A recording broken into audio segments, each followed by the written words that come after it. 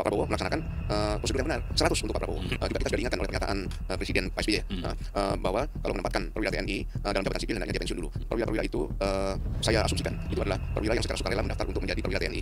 Maka dia dibiayai pendidikan, latihannya untuk menjadi perwira TNI yang dibiayai oleh negara berdasarkan APBN. Gitu. Dan apabila dia diambil untuk ditugaskan dalam jabatan di luar TNI, TNI akan kehilangan satu orang dalam jabatan tersebut. Gitu. Dan ini akan mengurangi kapasitas dan kemampuan dari struktur TNI guna menyiapkan sebuah postur pertahanan yang direncanakan melalui perencanaan program dan anggaran.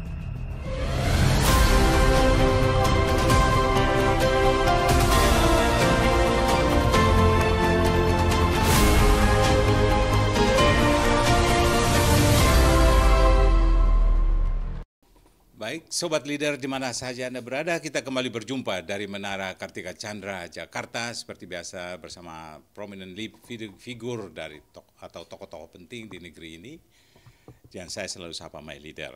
Hari ini saya bersama Duta Besar Indonesia untuk Filipina, Bapak Letnan Jenderal Purnawirawan Agus Wijoyo. Selamat datang, Pak Agus. Terima kasih. Terima kasih. Sobat, Pak Agus Wijoyo ini pernah menjadi komandan atau kepala Kaster atau komandan Kaster di era pasca reformasi setelah Kasospol ABRI dipegang SBY, kemudian diganti nama menjadi Kaster dipimpin oleh Pak Agus Wijoyo. Nah, setelah itu beliau menjadi Wakil Ketua MPR dari fraksi ABRI, waktu itu masih ada ABRI ya. Dan setelah itu beliau terpilih menjadi Gubernur Lemhanas selama 6 tahun dan sekarang akan segera mengakhiri masa tugasnya sebagai Duta Besar Indonesia di Filipina. Begitu ya singkatnya. Banyak lagi beliau punya cerita, tapi portofolio, tapi Anda silakan buka di Google ada itu. Tapi hari ini saya undang Pak Agus sebagai pemikir militer yang mungkin saya cek di mana-mana mungkin satu-satunya yang lebih menonjol di belantara media, banyak muncul. Yang saya mau tanya hari ini adalah berita terakhir yang Anda memberi salut 100 buat Pak Prabowo soal penempatan Jenderal Letnan Jenderal siapa itu saya lupa lagi. Nah, beliau itu yang sebagai Dirjen Bea Cukai ya. Itu menarik itu. Kenapa sampai tiba-tiba munculkan 100 buat Anda nggak pernah puji-puji begitu? Ya, sebetulnya memang masalahnya isunya sederhana dan faktual. Jadi pada waktu itu saya lupa dari media mana saya mendapat pertanyaan bagaimana pendapat saya tentang pengangkatan Letnan Jenderal TNI Jaka Budi Utama. Tadi itu. Jaka Budi Utama. Jaka Budi Utama itu ya sebagai Direktur Jenderal Bea Cukai. Itu aja pertanyaannya. Dan itu lewat WA. Itu pun tertunda 1 hari karena kesibukan. Kemudian saya kirim jawabannya melalui WA gitu. Dan pada waktu itu pertanyaannya dikaitkan dengan penempatan perwira-perwira TNI lainnya yang masih aktif dalam jabatan sipil. Itu konteksnya. Konteksnya itu. Keesokan harinya saya jawab lewat WA. Dan karena lewat WA makanya itu nanti akan ada itu buktinya. Konteksnya adalah hanya diakah masih aktif atau sudah purnawirawan gitu. Saya berikan penjelasannya itu penjelasan yang menyangkut apa kriteria penempatan perwira TNI di dalam jabatan sipil. Ketika dia masih dalam jabatan aktif, kemudian harus melepaskan jabatan aktif, apakah itu pensiun dini atau memang sudah memasuki masa pensiun. Itu semuanya ada di situ, urut-urutannya di situ. Lantas kemudian tidak lama kemudian saya mendapat informasi dari jurnalis yang sama dan media yang sama. Pak, Bapak Letnan Jenderal Jaka itu sudah mengakhiri dinas aktifnya, Pak. Jadi sebelum dilantik menjadi Dirjen Bea Cukai itu sudah pensiun, dan ketika dilantik memang dia sudah tidak aktif lagi. Oh, kalau gitu tidak ada masalah. Itu adalah normanya dan itu baik dan benar. Itu memang bisa dijadikan model. Pak Prabowo melaksanakan prosedur yang benar. 100 untuk Pak Prabowo. Nah, itu maksud itu ceritanya. Ceritanya. Tapi belakangan kemudian selanjutnya kan banyak cerita soal banyak tentara aktif yang belum mundur, masih aktif dan diprotes juga sama Pak Agus juga kan. Itu salah satu bukti bahwa sebenarnya juga kita sudah diingatkan oleh pernyataan Presiden ke-6 ya, Pak SBY ya, bahwa kalau menempatkan perwira TNI dalam jabatan sipil hendaknya dia pensiun dulu. Itu sudah ada pernyataan itu, dan itu memang normanya. Jadi kalau memang tidak seperti itu, sebenarnya itu bukan merupakan norma untuk menempatkan perwira TNI di dalam jabatan sipil. Dan oleh karena pada waktu itu dalam konteks Letnan Jenderal TNI Purnawirawan Jaka itu konteksnya sudah pensiun, maka di situ saya katakan 100 untuk Pak Prabowo. Tapi yang aktif berada di wilayah sipil ini, jabatan sipil menurut Pak Agus kan banyak itu. Ya kan bukan saya yang menempatkan. Tapi itu menyalahi. Menurut saya tidak menurut normanya gitu. Karena kalau kita lihat perwira-perwira itu saya asumsikan itu adalah perwira yang secara sukarela mendaftar untuk menjadi perwira TNI. Iya, betul. Maka dia dibiayai pendidikan, latihannya untuk menjadi perwira TNI yang dibiayai oleh negara berdasarkan APBN. Gitu. Dan apabila semua pelatihannya, semua biaya yang diberikan kepada dia tidak digunakan, padahal dia digunakan di tempat lain yang tidak dilatihkan untuk itu, ini kan juga sebetulnya bukan merupakan pelaksanaan program anggaran yang baik. Itu satu. Yang kedua adalah tentunya ada tempatnya dan maksudnya ketika perwira itu mempunyai jabatan di dalam struktur TNI. Dan apabila dia diambil untuk ditugaskan dalam jabatan di luar TNI, TNI akan kehilangan satu orang dalam jabatan tersebut, gitu. Dan ini akan mengurangi kapasitas dan kemampuan dari struktur TNI guna menyiapkan sebuah postur pertahanan yang direncanakan melalui perencanaan program dan anggaran. Tapi konsekuensinya apa kalau itu tetap dibiarkan? Konsekuensinya mungkin apa, image dari luar atau kepercayaan atau apa? Konsekuensi seperti saya katakan, maka akan terjadi pendayagunaan anggaran yang tidak efektif karena tidak digunakan sesuai dengan tujuan semula. Dan pada sisi TNI tentunya mengurangi kapasitas TNI untuk membangun sebuah postur pertahanan yang kredibel untuk bisa menghadapi ancaman-ancaman terhadap kedaulatan dan integritas wilayah di masa depan. Ya. Nah, selanjutnya masih berada soal masalah TNI.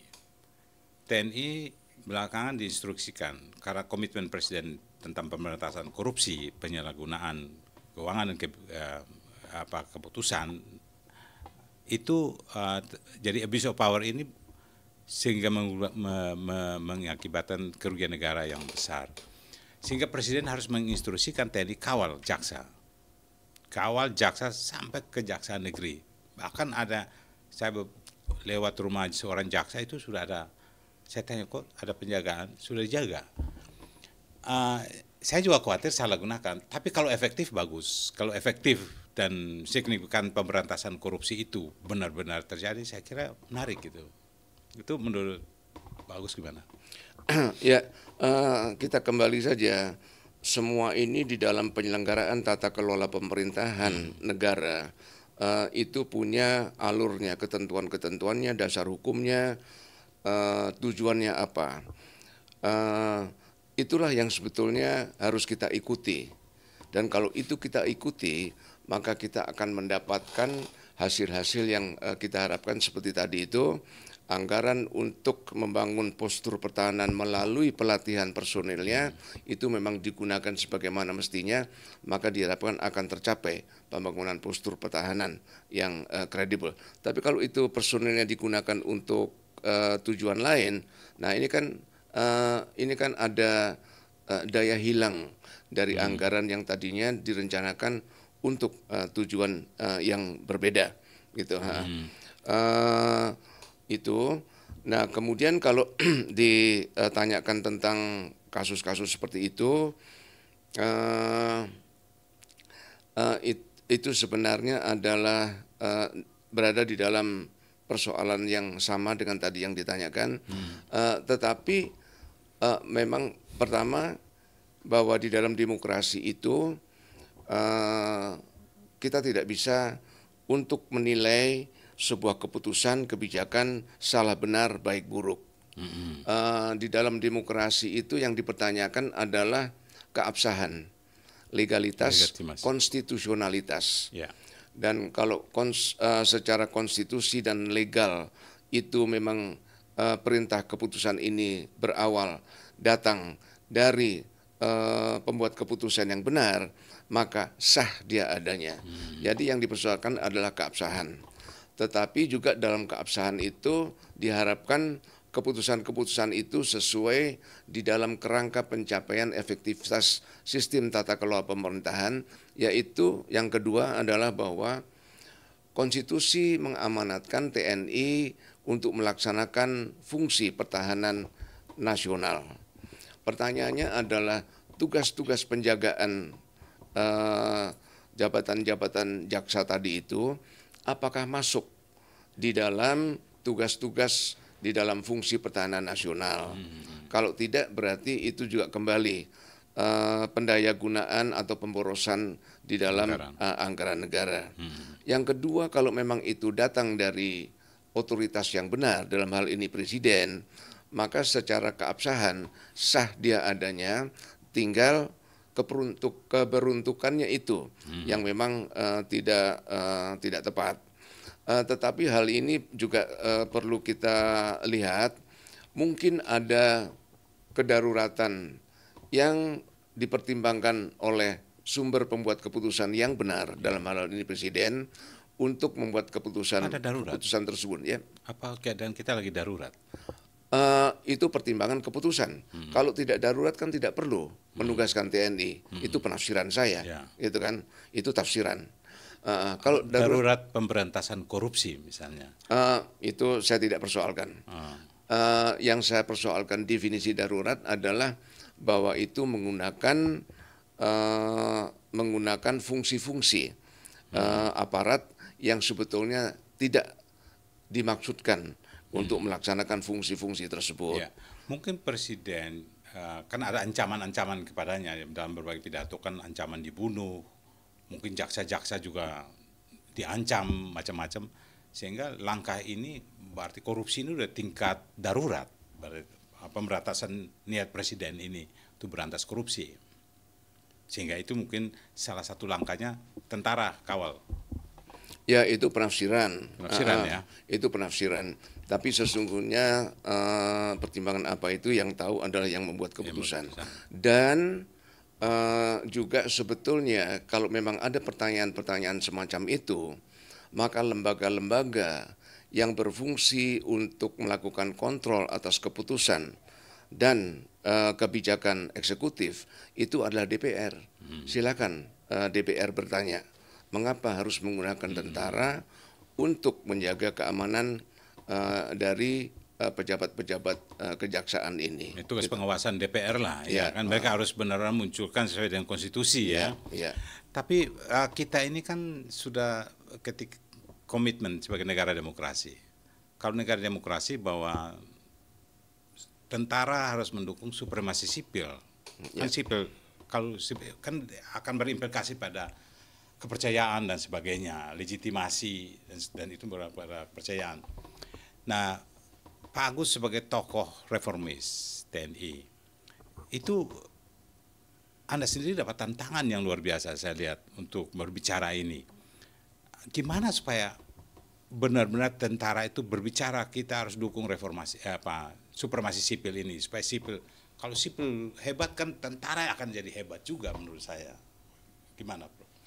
Apa yang membuat tentara tidak hebat? Sekarang saya tanya dulu, klarifikasi dulu pertanyaan itu supaya jawabannya juga tidak salah saya. Apa yang membuat tentara tidak hebat karena tidak menghormati supremasi sipil? Tentara bisa tidak hebat karena ikut berada terpengaruh di dalam kekuasaan politik. Kan tarik-menarik di politik dari tahun 45, dari zaman Soekarno sampai saat ini, tarik-menarik itu selalu ada. Nah, bagaimana firmnya tentara itu bahwa saya prajurit, saya tentara, mengawal visi bangsa, kan gitu. Kalau sipil Anda silakan mengawal visi partainya, visi bangsa juga, tapi semua Anda lakukan. Nah, ini gimana nih, Prof? Ya, ada saintis sosial khususnya dalam hubungan sipil militer yang mengatakan bahwa di dalam perjalanan sejarah banyaknya militer yang menduduki jabatan sipil bahkan masuk di dalam kekuasaan politik itu tidak serta-merta disebabkan oleh kerakusan militer untuk merebut kekuasaan politik. Tetapi kalau kita lihat, silakan nanti dipelajari, bahwa itu lebih banyak merupakan akibat dari undangan dari para politisi sipil untuk menarik tentara di dalam kekuasaan politik, untuk memberikan dukungan politiknya ke dalam kekuasaan politisi sipil tersebut. Kita juga bisa lihat apakah benar itu adanya dalam kondisi kita sekarang. Ya, kan tarik dia mengundang pun kan bukan berarti sipil itu lemah kan gitu. Jadi tentara kuat itu bukan berarti sipil itu harus biarkan dia lemah, kan gitu, Bro. Bagaimana kan, tentara harus mendukungnya? Kan sebaliknya, yang punya kewenangan atas A terhadap B itu adalah sipil terhadap tentara. Tentara tidak punya kewenangan untuk mengontrol dan memberitahu sipil. Ya. Jadi oleh karena itu langkah pertama awal harus ditentukan oleh politisi sipil. Dia harus tahu bagaimana untuk memberlakukan manajemennya terhadap aparat pertahanan bersenjata. Tidak bisa militer yang memberitahu sipil, sipil lah yang menunjukkan apa yang saya inginkan dari tentara, apa yang boleh dan apa yang tidak boleh. Jadi langkah pertama itu datang dari politisi sipil. Ya, memang kalau kita pelajari kan tentara itu hanya melaksanakan keputusan negara. Negara bilang apa, mau bilang, bahkan kadang-kadang kalau nembak itu ada orang tuanya di situ, kalau suruh nembak ya dia nembak gitu. Udah nggak lebih suruh mikir lagi sampai di situ. Tapi dalam banyak hal setelah pasca reformasi ini, kayak pemilu kemarin aja, tentara jenderal-jenderal itu ikut juga kalah, tidak berarti kan di dalam tentara sendiri mereka tidak kayak esprit de corps itu makin lama makin tidak. Kalau tentara muncul dulu zaman dui fungsi era Pak Harto itu, kalau satu sudah maju itu harus menang itu, gitu kan Pak Agus? Keadaannya berbeda. Oh, berbeda. Dulu pada waktu era dui fungsi, ketika tentara maju dicalonkan, bukan mencalonkan, tetapi dicalonkan, dia dicalonkan atas nama institusi. Oleh karena itu tidak boleh ada matahari kembar dalam pengertian dari institusi TNI ada dua calon, tidak boleh. Jadi ketika sudah ada calon hanya boleh satu dan itu mendapat dukungan sepenuhnya dari institusi. Sekarang kita harus pertajam istilah TNI. TNI tidak boleh untuk mencalonkan diri. Pak Andika, dia bukan TNI. Oh, sudah sipil, Nah, sudah ya, purnawirawan. Pak Prabowo berkali-kali bukan TNI. Jadi sudah sangat berbeda statusnya, konteksnya, yang tidak bisa disamakan. Ini yang harus juga difahami oleh publik. Jangan dilihat tentara di dalam benak benak asosiasi kita gitu ya. Tetapi di dalam konteks sesungguhnya apa itu definisi tentara. Jadi untuk saat sekarang calon-calon yang maju yang pernah menjadi tentara itu sudah berstatus sipil karena dia sudah mengakhiri dinas aktif dan statusnya sudah menjadi purnawirawan warga negara sipil biasa. Sehingga ketika dia maju itu tanggung jawab dia sendiri. Tidak ada hubungan dengan institusi induk tentara. Jadi tidak ada klaim ada pengikutnya di dalam. Kalau semua pengikut ya tentara. Kan mereka pernah pejabat tertentu ada pengikut-pengikutnya. Sebenarnya tidak ada sebenarnya ya. Tidak ada. Saya tuh bertanya, Pak Agus ini punya peluang menjadi banyak tentara yang semua partai ada mantan jenderal-jenderal yang punya peran.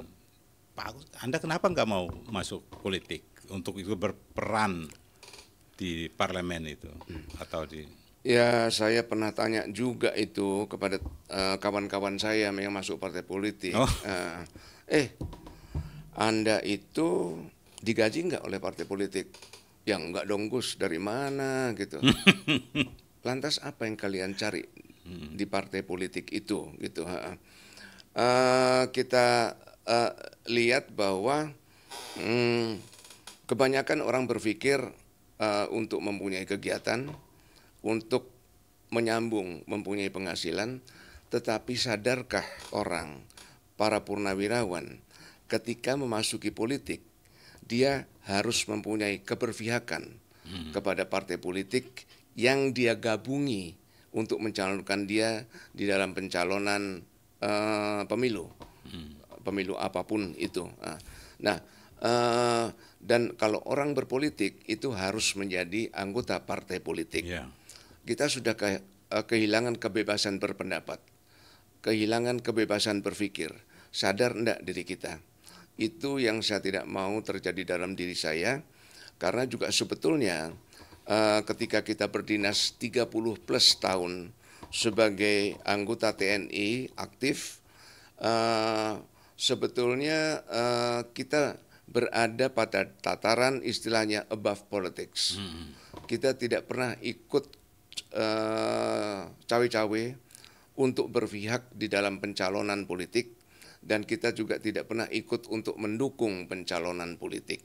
Jadi Sabta Marga ada di atas politik, above politics. Yeah.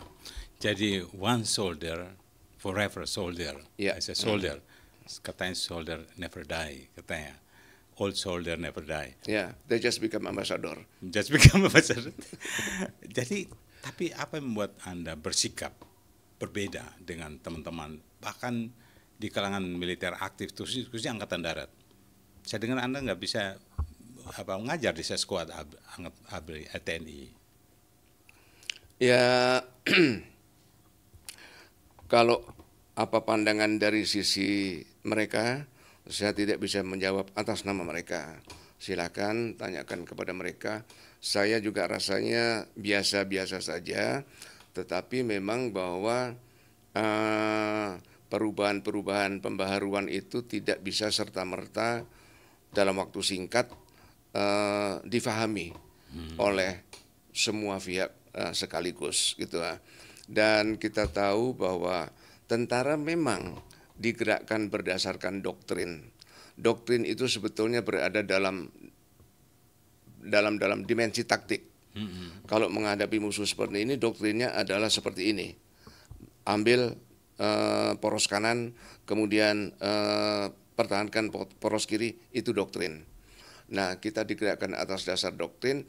Mungkin doktrin ini juga terlalu terpaku memasuki wilayah domain di luar domain kemiliteran, dan tidak cukup bahwa kita sebetulnya masih diberikan kebebasan berpikir untuk mengadakan analisis. Kalau kita akan melaksanakan tugas serangan militer, toh kita mengadakan analisis tentang, kalau kita namanya cumemu, tentang cuaca, tentang medan, tentang musuh. Itu analisis. Tetapi analisis itu adalah untuk menunjang keberhasilan tugas pokok. Kita tidak serta-merta kamu serang bukit itu, di situ ada musuh, 1 peleton, ayo kita serang. Bagaimana kita menyerangnya? Itu memerlukan analisis. Itu mungkin yang perlu untuk disadari, keseimbangan antara kebebasan analisis untuk mendukung tugas dan doktrin-doktrin yang dianggap sebagai suatu keberhasilan di masa lalu sebagai patokan rujukan juga dalam melaksanakan tugas. Oke. Ya, saya bertanya itu karena sebagai pemikir militer, Anda mengambil sikap sendiri, berbeda dengan banyak orang. Lalu tapi jabatan mentereng semua, kekuasaan dari awal sampai hari ini masih jadi duta besar. Saya pikir ternyata dibutuhkan. Jadi berpikir berbeda itu sebenarnya sebuah dibutuhkan oleh negara, ya. Saya tuh berpikir seperti apa yang saya pernah sebut tadi, bahwa Jenderal Schwarzkopf itu beliau dari perang padang pasir dulu, Desert Worm itu dia turun setelah selesai tugas, dia turun di bandara Washington. Ditanya sama wartawan, Jenderal, apakah Anda sudah siap join dengan Partai Republik atau Demokrat? Biasa Republik. Dia tanya balik kepada wartawan itu, apakah Anda yakin saya masuk politik dan negara ini lebih baik? You know, I'm a soldier. Itu jawabannya. What's your comment? Saya merasa Jenderal Schwarzkopf itu ada dalam diri saya. Itu. Jadi pertanyaan saya sama juga, tetapi memang tadi sudah dikatakan bahwa apa sih sebetulnya yang dicari dalam politik, karena berkiprah dalam politik sangat berbeda dalam kiprah di dalam institusi-institusi lain yang memang sudah mempunyai struktur yang berbeda. Misalnya contohnya dalam bisnis, maka kalau kita adakan rapat direksi, maka kita akan berada dalam satu level dengan peserta rapat lainnya, yaitu level direksi. Kalau kita di dalam militer, kalau kita ada rapat, kita juga ada rapat di dalam level terkait komando misalnya. Jadi itu adalah dalam organisasi-organisasi yang sudah terstruktur. Tetapi memasuki politik, kita sudah harus siap untuk menjadi pemimpin rakyat. Pemimpin rakyat itu tidak punya batasan vertikal, tidak punya batasan horizontal. Sebagai contoh, saya mungkin bisa menyebut di sini contoh yang diberikan oleh Bapak Akbar Tanjung, politisi yang berasal memang dari generasi muda. Di rumahnya itu selalu berkumpul rakyat untuk mendatangi Pak Akbar Tanjung. Jam 1 masih ada tamu-tamu rakyat itu yang belum pulang.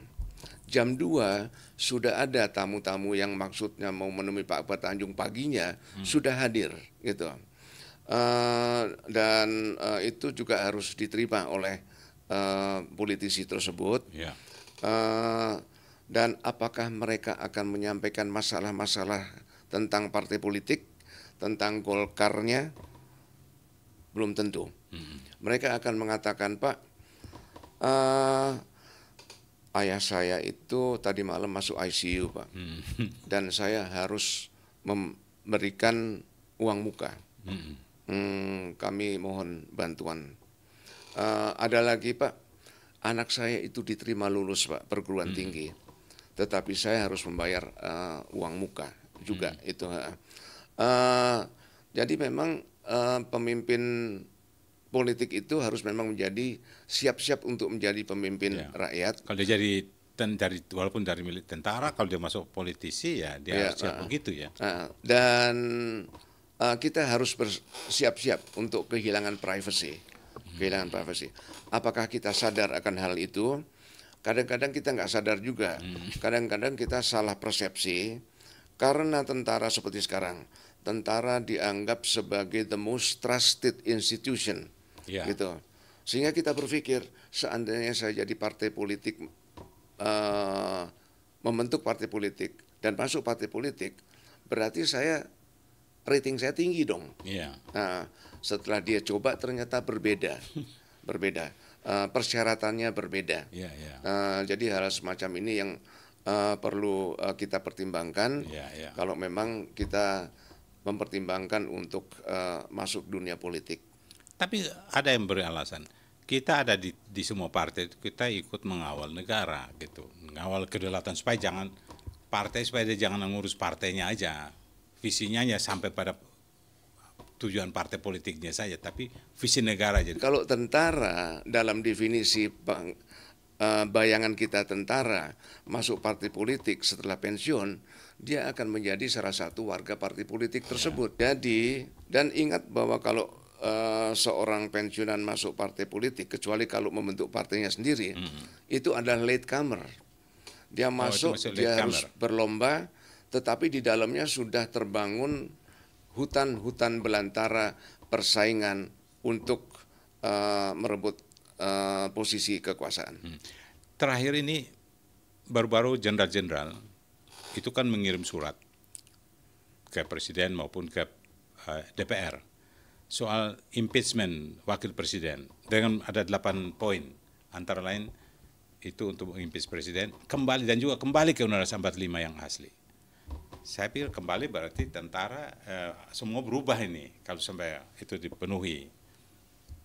Sehingga ini menemukan konfliknya sendiri, menemukan kerumitannya sendiri dari surat presiden, para jenderal ini. Ini 4 bintang semua nih yang tanda tangan, termasuk Pak Trisutrisno. Jadi komentar Pak Agus gimana itu? Sebagai pemikir TNI ini. Ya, kita harus lihat apakah penyampaian petisi itu sebagai sebuah hanya political movement, atau memang sebuah movement yang memenuhi kriteria mengikuti prosedur dan mekanika konstitusional dan alur-alur tata kelola pemerintahan. Kalau itu adalah sebagai political movement saja, ya kita lihat saja. Tidak harus kita melihat bahwa nanti itu harus berhasil atau itu tidak berhasil, tetapi kalau itu sudah menarik perhatian para politisi dan menarik perhatian politik, nanti itu akan mengambil jalannya sendiri sebagai sebuah dinamika politik. Tetapi kalau itu memang dirancang untuk dibentuk sebagai sebuah gerakan politik yang sifatnya mengikuti tata kelola pemerintahan demokratis, maka tentunya kita harus melihat, sudah harus dikaji analisis sebelumnya oleh para perancang dan penyampai dari petisi tersebut, sampai sejauh mana kemungkinannya keberhasilannya, dan sudah harus dikaji bagaimana kemungkinan keterjadiannya itu.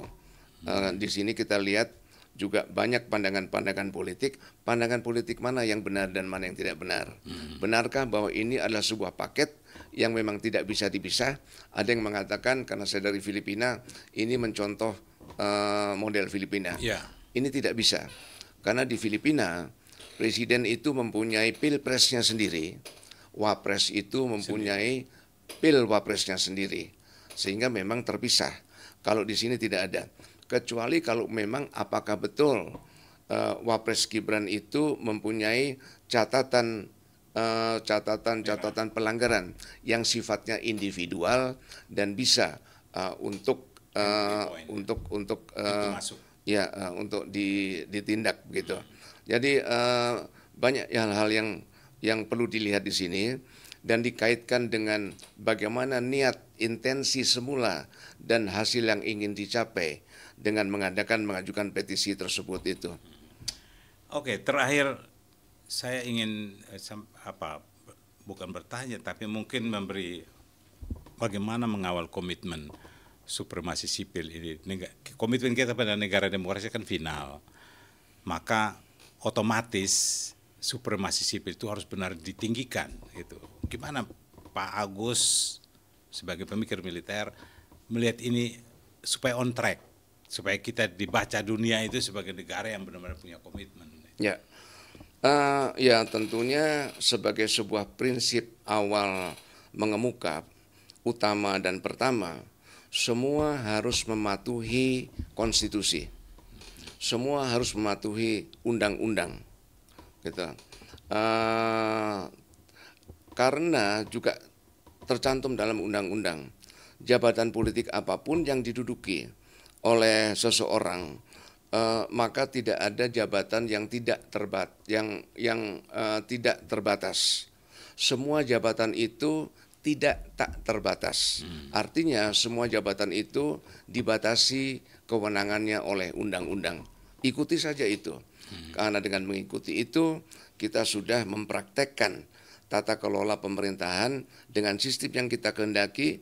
Kalau memang demokratis, maka kita asumsikan UUD 45 itu memang demokratis, maka hasilnya, akibatnya adalah hasil yang merupakan hasil dari proses demokratis. Tapi bagaimana kalau hak prerogatif ini kan selalu jadi utama. Soal keputusan presiden itu atau hak presiden, hak prerogatif itu udah menjadi, dulu Soekarno is konstitusi itu Soekarno. Nah sekarang misalnya Pak Prabowo, banyak hal yang keputusan itu sudah dijalankan, lalu keputusan menyusul, misalnya kayak gitu. Ini gimana melihat? Lalu apa menyusul, Pak? Keputusannya menyesuaikan. Kan sudah terjadi nih. Kita tidak sebut nama-nama, tapi lalu keputusan itu menyusul. Apakah undang-undang, apakah Kepres dan sebagainya. Ini gimana? Ya, hak prerogatif apapun itu juga tidak bisa lepas dari ikatan-ikatan untuk tunduk kepada konstitusi. Tetap berlaku seperti tadi bahwa kekuasaan presiden pun itu tidaklah tak terbatas. Artinya dia dibatasi oleh konstitusi. Ikuti saja itu dan nantinya semuanya itu akan masuk di dalam satu rel yang sebagaimana bagaimana harus dijalankan gitu. Oke, terima kasih. Tapi kata akhir dari Pak Agus untuk menyimpulkan apa yang kita bicara dari semua yang macam-macam ini, pesan Anda apa? Pesan saya adalah bahwa mari kita renungkan kembali apa sih sebetulnya yang kita inginkan bersama. Kemudian apa persyaratan bahwa ini merupakan ikatan bersama yang ingin kita tuju. Apa persyaratan agar tujuan itu tercapai?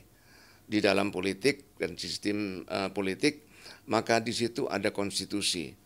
Mari kita taati konstitusi dan peran-peran yang ada di dalam berbagai institusi politik yang ada itu diperankan dengan baik. Dan kemudian juga ketika kita untuk menduduki sebuah jabatan, siapkan fondasi pengetahuan yang cukup untuk menduduki jabatan tersebut. Jangan sampai bahwa kewenangan itu lebih besar daripada pengetahuan kita. Siapkan diri kita sehingga ketika kita mendapatkan nasib baik untuk menduduki sebuah jabatan dengan kewenangan, kita sudah siap dengan fondasi pengetahuan yang kita perlukan. Sobat Leader, demikian berbincang dengan Letnan Jenderal Purnawirawan Agus Wijoyo. Saat ini masih menjadi ambassador Indonesia to the Philippines. Tapi ada catatan yang menarik dari Pak Agus, kalau bisa saya rangkumkan. Setiap masa ada pemimpinnya, setiap pemimpin ada masanya. Tapi ingat, komitmen kita pada demokrasi final. Bahwa presiden pun, bahwa semua kekuasaan ada batas. Bahkan presiden pun jabatan itu ada batasnya. Sehingga mari kita semua merenungkan bagaimana menjalankan negara ini sebagai negara demokrasi yang tadi disampaikan Pak Agus. Dan Anda silakan merenungkan dan Anda menyimpulkan. Dan saya Fredin dulu, sampai jumpa lagi.